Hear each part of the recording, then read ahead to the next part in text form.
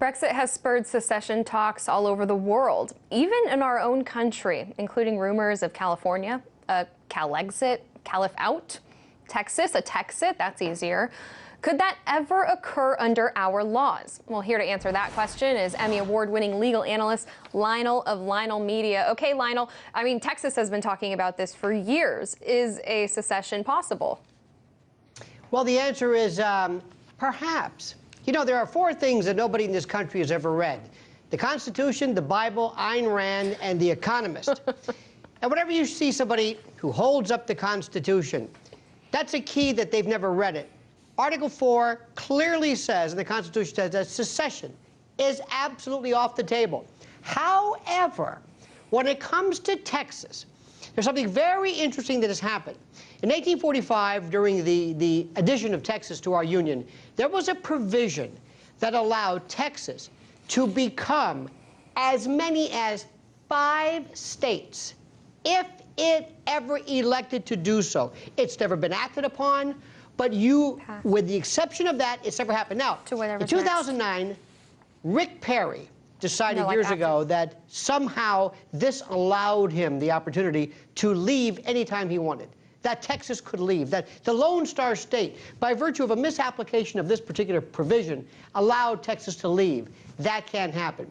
But you know, Simone, what's interesting is that we now, just like we jumped onto the no gluten bandwagon, everybody now is into the secession bandwagon. I want everybody to think about this over the weekend or tonight, or just talk about this. Imagine if Texas or California were to remove itself from the United States of America, from the Republic, from the Union. It is inconceivable. What happened with the EU, what happened with Brexit, has nothing to do with our situation. Americans, sometimes, especially those who talk about states' rights and against tyranny and globalism and use a variety of different explanations, have not the fundamentals to understand that Britain, being asked to be subsumed under the rubric of the EU, is completely different than the United States, a state removing itself.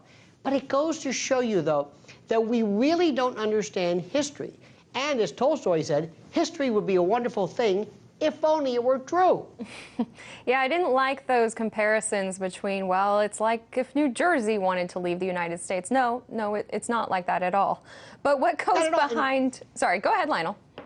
Well, you know, here in New York in 1993, listen, by the way, if you research this, there have been attempts at secession and removal in counties and states and territories. Here in New York in 93, Staten Island decided it wanted to have nothing to do with the city of New York, one of the 5 boroughs of New York, and they said that was terrific. They had a referendum, and they said, that's nice, now move along. Simone, when you were a kid, did you ever threaten to leave home? Did you ever say, you know what, I'm leaving? My sister did that. And they threw all her clothes into a bag. She left for about 5 minutes and came back. That's kind of what we are. We're petulant children who love this idea of putting a little bag on a stick and saying, I'm leaving, we're leaving. Terrific. In the case of Texas, for professional football and football alone, what happens to the highways? What happens to, I mean, Texas would be a foreign jurisdiction. You would need a passport, theoretically. You would have an ambassador, an embassy in Texas. I mean, nobody has even thought about this. But it goes to show you that, per usual, the excitement and the tumult and the thrill of this new Brexit has nothing to do with our doing any fundamental research. This does bode ill, however, for those individuals who believe in a globalist world. Dare I say, the dread New World Order. This strikes a blow for those individuals who would want to reconfigure the world. Because remember, this was a beta test, Simone. This was to show the world what would happen. Because after the EU, there would have been perhaps the North American Union. Mexico was talking a little bit about that today. The Asian, European, and it moves on and on. So we could talk about this for weeks to come, which I believe we will. But the good news is there will be secession in the United States of America. California and Texas are staying put.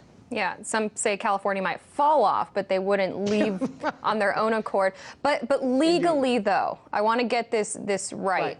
Legally, however improbable it would be, there's no slim possibility that it's even legally possible? Not at all. No. Texas against White, the Supreme Court in 1899 said specifically you cannot do this. It cannot be done. But by the way, there is something, by the way, 1869. There is something to be said, though, about a country that says leaving the country is verboten. Because if you think about it, if you're going to have a constitution, you know, Simoneville, the first rule of Simoneville is you can't change it to another country. So I think automatically subsumed naturally and logically under the rules of any particular union or republic or state or kingdom is the rule that you can't leave it. Our independence, our civil wars pretty much put that one to bed. Even Justice Scalia said that secession is pretty much off the table. But you're going to hear it again and again as almost a kind of a symbolic statement of dissatisfaction, which is not in any way or any wise based on reality or a rudimentary abecedarian understanding of the law. Right, and it sounds nice right now maybe for some, but then when they start getting all of their federal dollars taken away, they might rethink that. Legal and media analyst Lionel of LionelMedia, thanks for digging into this one for us. Thank you so much.